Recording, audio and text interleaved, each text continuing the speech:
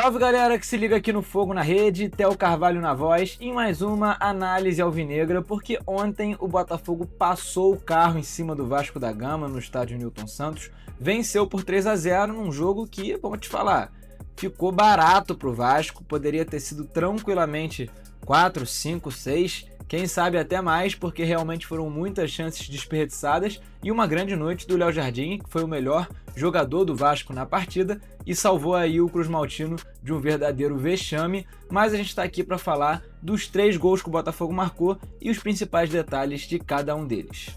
E antes de qualquer coisa, só pra gente seguir aqui a mesma linha de raciocínio, eu tô olhando pra frente porque eu tô vendo a mesma imagem que vocês estão vendo aí no vídeo, valeu? E o primeiro gol do Botafogo sai dos pés do Vitinho e daquele lado direito que na verdade criou muitas oportunidades,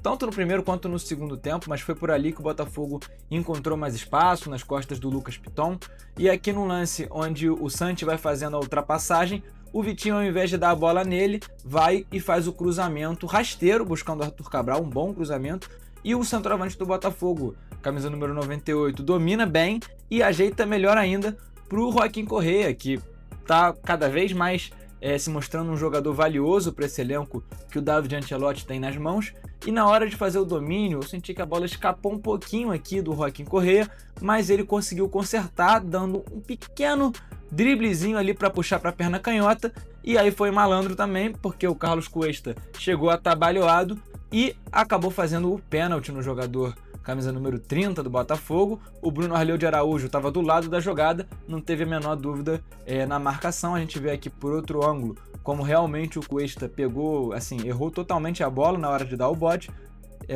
Mais uma vez aqui uma outra imagem que não resta nenhuma dúvida de que foi pênalti. E aí quem foi para a bola foi o Alex Telles, né, cara? O jogador que é muito experiente e muito bom cobrador de pênalti. Tem gols importantíssimos de pênalti, como por exemplo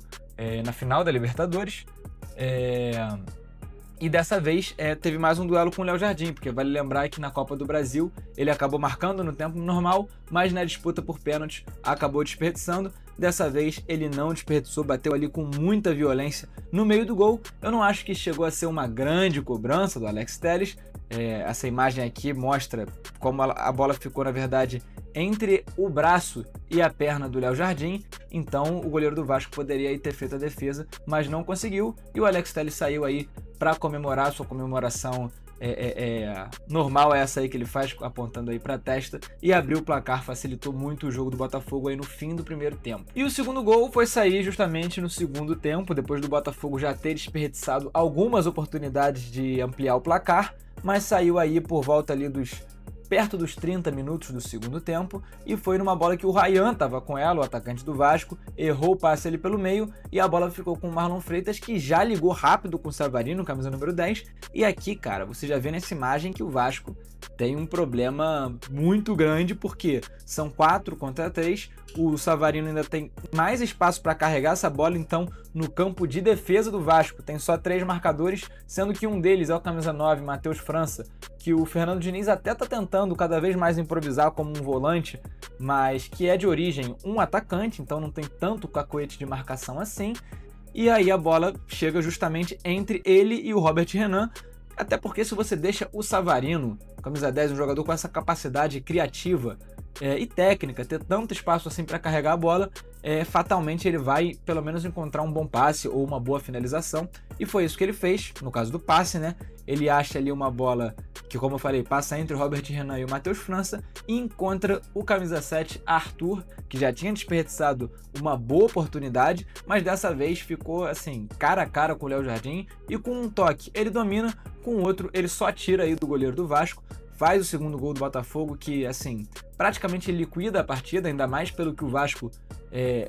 vinha produzindo, ou melhor, não vinha produzindo, né? Não estava conseguindo fazer praticamente nada, e depois sai para comemoração, uma comemoração meio em tom de desabafo, né? Um jogador que foi muito criticado aí pela torcida desde que chegou, assumiu a camisa 7 do Luiz Henrique, que é uma pressão e tanto, então ele vai lá e faz uma das coisas que, sinceramente, a minha opinião pessoal, eu acho pouquíssimo inteligente, o jogador que tira a camisa, vai tomar aí um cartão amarelo, aí de repente num jogo que ele deveria estar tendo uma sequência, recuperando a confiança. Ele está suspenso por um cartão bobo como esse, mas também não estou aqui para julgar o jogador nesse momento no calor do momento, né, no momento de euforia de marcar um gol. E ele ainda faz outra coisa que eu não recomendo nada, que é saltos mortais, né, piruetas. É claro, não tem nada a ver com a vida do Arthur, mas num lance como esse, né, pode acabar. Eu já vi no futebol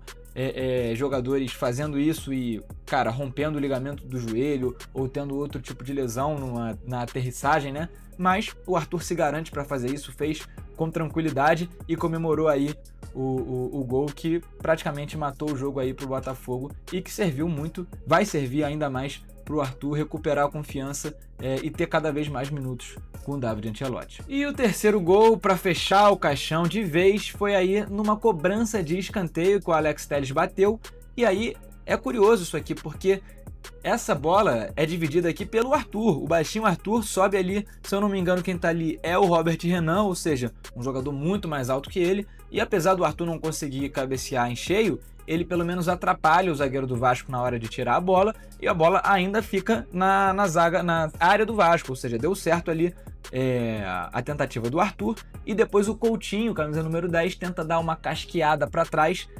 mas não adiantou muito, porque ele manteve a bola dentro da área do Vasco e ela sobra para o Cuiabano, que ajeita para a perna esquerda, que é a boa, bate para o gol e ela desvia no Coutinho e pega um efeito que ela passa por cima de toda a zaga do Botafogo. E aí lembra do que eu falei do Matheus França como volante, ainda não ter muito cacuete de marcação? Olha ele ali atrás, quem tá atrás dele é o David Ricardo, que é quem vai fazer o gol, ou seja, o Matheus França não percebe que o David Ricardo passa nas costas dele enquanto sai o chute desviado do Cuiabano, e aí o zagueiro, camisa número 57, que muitas vezes quando aparece no ataque leva perigo, ficou sozinho para acertar um peixinho, e o Léo Jardim fez um milagre, fez uma defesaça, mas levou muito azar porque a bola bate na trave, volta na cabeça dele e entra no gol. Então, tecnicamente, o gol é contra do Léo Jardim, porque depois da defesa dele, da primeira defesa dele, a bola não teria a direção do gol, mas simbolicamente é do David Ricardo, um gol também muito importante para um jogador como ele, jogador defensivo muito bom, por sinal, jovem, que veio do Ceará nessa temporada, num ano onde o Botafogo tem muitos problemas na zaga, né? A gente tem aí o Caio Pantaleão com ruptura de ligamento, o Bastos que não jogou o ano inteiro, então chegou aí para resolver o problema. Tem a venda do Jair também para o Nottingham Forest, então o David Ricardo tá cumprindo muito bem o seu papel nessa primeira temporada pelo Botafogo, e tenho certeza que para o futuro ele vai servir ainda mais. Ele sai comemorando ainda num tom ali apontando para o estádio Newton Santos e para o escudo do Botafogo, para dizer que, cara, ali é a casa do Botafogo, quem manda é o Botafogo, ainda mais depois do Vasco ter conseguido a classificação para a semifinal da Copa do Brasil no estádio Newton Santos. É muito importante que o jogador do Botafogo tenha esse tipo de sentimento pelo clube. E esses foram os 3 gols que o Botafogo marcou na vitória contra o Vasco. Se você gosta desse tipo de conteúdo, deixa o seu like, deixa o seu comentário com um feedback maneiro aí, porque a gente está sempre acompanhando. E essa vitória do Botafogo colocou aí o clube em sexto lugar no Campeonato Brasileiro, como vocês estão vendo aí na imagem, com 51 pontos, encostou bem no Bahia, ou seja, talvez ainda dê para buscar essa vaga direto na fase de grupos da Libertadores, o que seria muito importante, mas o mais importante é que se afasta do São Paulo, esse sim, o 8º colocado, e que é o primeiro time fora dos classificados por enquanto para a Libertadores, porque o Cruzeiro ainda pode ser campeão da Copa do Brasil e abrir mais uma vaga, mas essa vitória foi fundamental para o Botafogo respirar nessa briga por uma vaga na Libertadores e também praticamente assegurar essa vaga, né? Agora, realmente, muito difícil que o Glorioso não esteja na Libertadores no ano que vem. E, novamente, se você gostou, deixa o seu like, deixa o seu comentário e, mais importante, se inscreve no nosso canal no YouTube, porque é por lá que a gente faz todas as transmissões de todos os jogos do Botafogo, sem imagem, é claro, mas com toda a emoção aí do Gustavo Santos na narração e os meus comentários junto com o Gabriel. Tá bom, galera? Um abraço e tamo junto!